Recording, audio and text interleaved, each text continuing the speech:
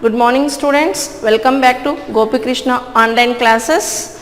Today I am going to continue the same topic of metals and non-metals. Okay, so in previous class we discussed about different types of elements, how the elements, classification of elements. Okay, so elements are classified as metals, non-metals and metalloids. Okay, so their features means physical properties we discussed there. So today I am going to continue the physical properties of metals and non-metals.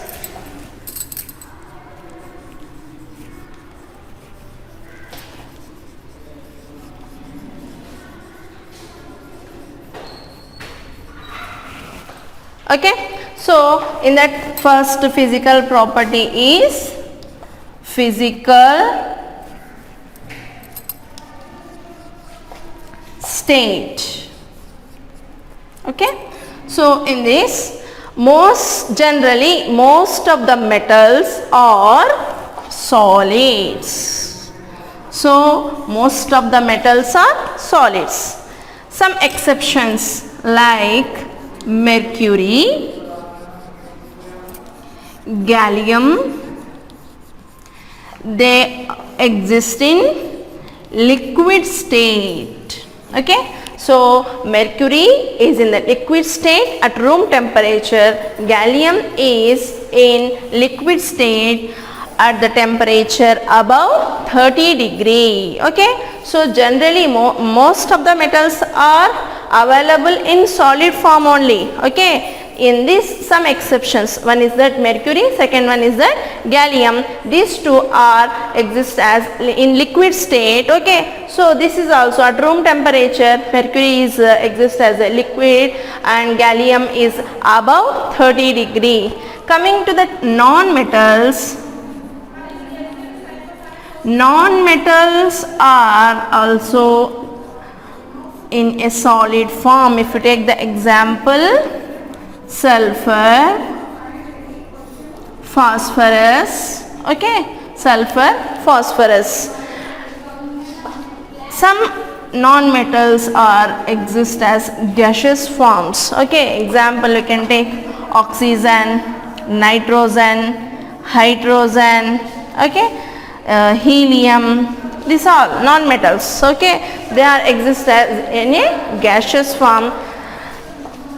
Bromine is there, bromine, a non-metal which is exist in liquid form at room temperature. Okay, so this is physical state of metals and non-metals.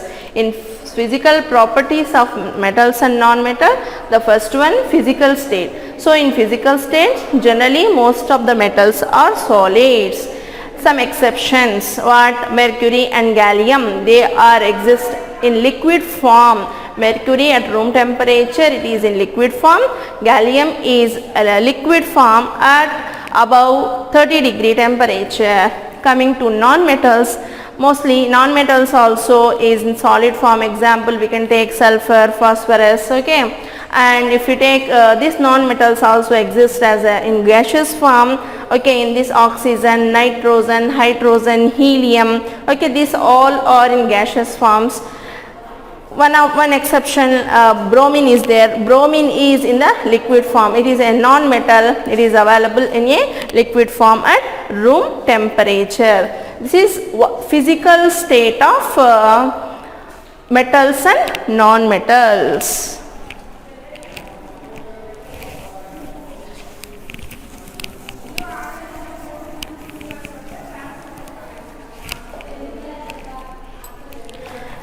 Coming to the second physical property, strength of metals and non-metals.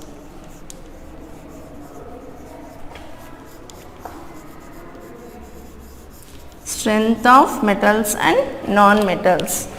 So mostly metals are hard in nature.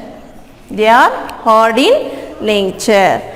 Some metals like sodium, potassium,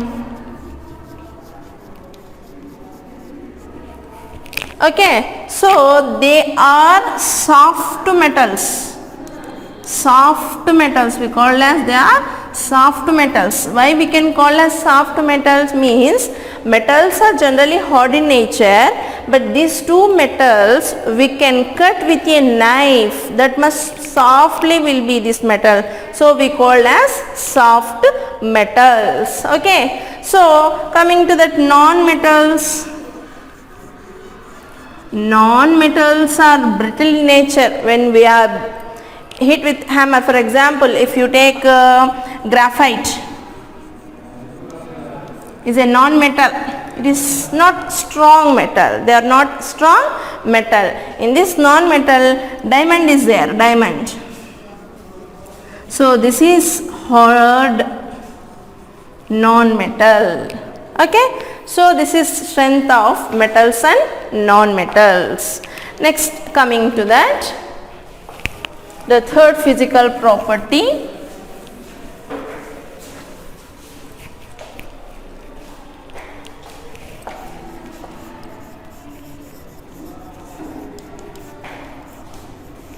malleability. What is mean by malleability? First you have to learn about what is mean by malleability. If any material, if we are hitting with hammer, okay, when it comes like a very thin sheet, okay, is called as malleability. If a metal can be drawn into very thin sheets, is called as malleability. Malleability is called as malleability. Most of the metals are malleable in nature. Okay, when we are hitting with a hammer, most of the metals can be formed like very thin sheets. For example, if you take aluminium foil is there, aluminium foil for food, covering of food we will use this aluminium foil, yes or no. For silver, if you take silver for decoration of food items, sweet items, we will use this silver foils, yes or no. So this foil, that means what, it becomes like very thin sheets. Okay, so this property is called as malleability. Okay, so coming to that non-metals, non-metals not have this malleability nature. Okay, they are brittle in nature. When we when we hit with a hammer, so it becomes like very small pieces like that. So this malleability property is not, non-metals are not having this malleability property. Okay, next coming to that, ductility.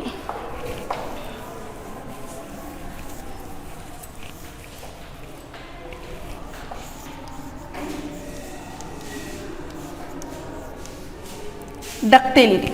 So this ductility property is, if a metal or any material can be drawn into very thin wires. So malleability, thin sheets. Ductility means very thin wires.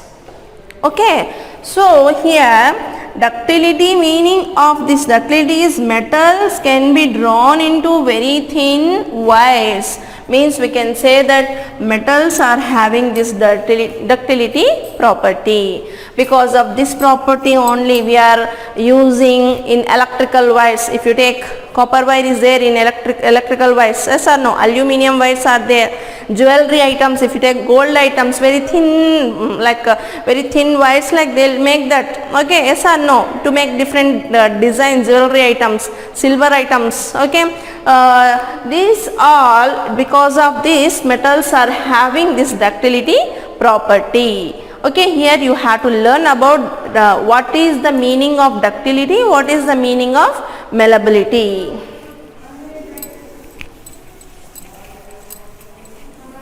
Next coming to that, luster. So here luster means shining nature.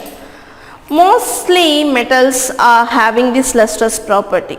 Okay, even if you take mercury also, it is having lustrous property. Because of that only in thermometer we are using that, so that we can easily observe that level of the thermometer, level of the mercury level in the thermometers. Yes or no? Because of this lustrous property only we are using this mercury in thermometers. Yes or no? So here lustrous property means shining property. Okay, so when you go with this non-metals,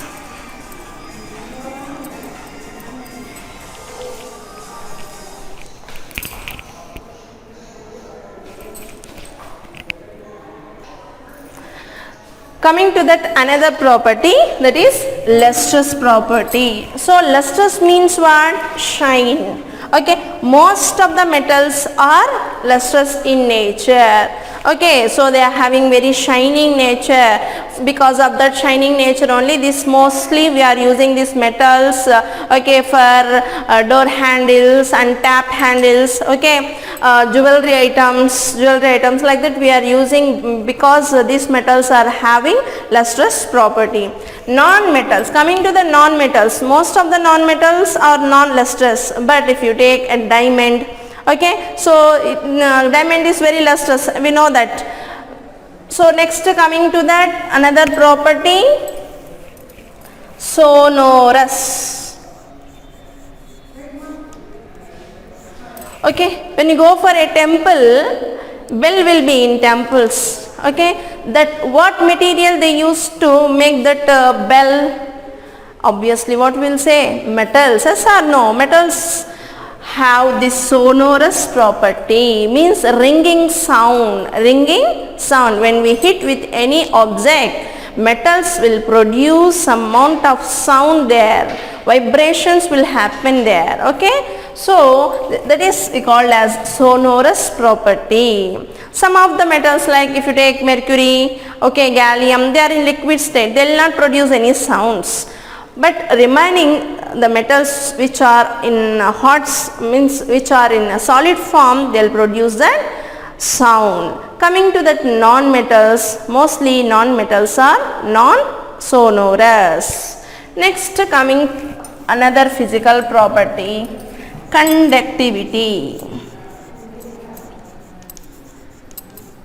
Okay, so in 7th class heat chapter we learned about the conduction property, heat transfer of heat energy from one body to another body is called as conduction. Here solids plays a major role. Yes or no? So here conduction, most of the metals are conductors. Okay, some of the non-metals are also solids are there, non-metals also solids are there. Here conduction property, most of the metals have this conduction property.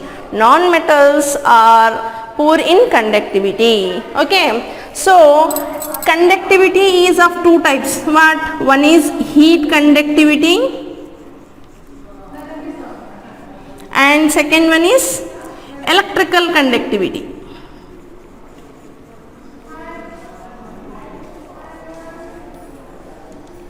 Heat conductivity and electrical conductivity. So heat conductivity means what? Transfer of heat energy from one place to the another place through a solid is called as heat conductivity. Electrical conductivity means electricity should pass from one place to the another place, one terminal to the another terminal through a medium. Here what is a medium? Solid is a medium. Here solid what?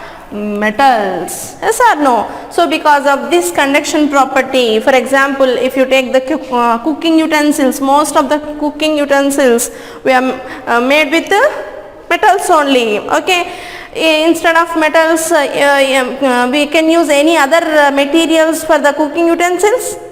No. Why? If you take wood, we can't cook in wood materials like vessels, we can't use. Why? Because it is a poor conductor, means it will burn there. Yes or no?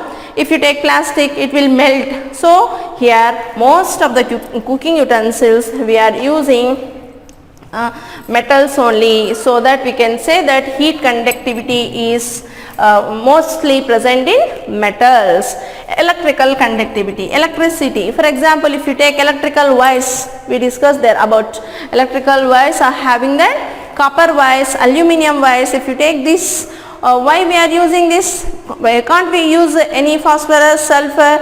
Means they are not a good conductors and conductivity is required. Okay, so most of the metals are having this heat conductivity and electrical conductivity. Okay, so the next physical property is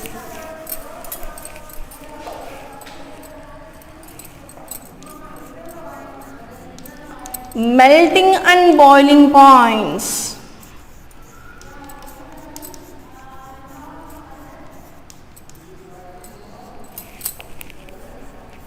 Melting and boiling points. So metals having high melting point and boiling points. Generally non-metals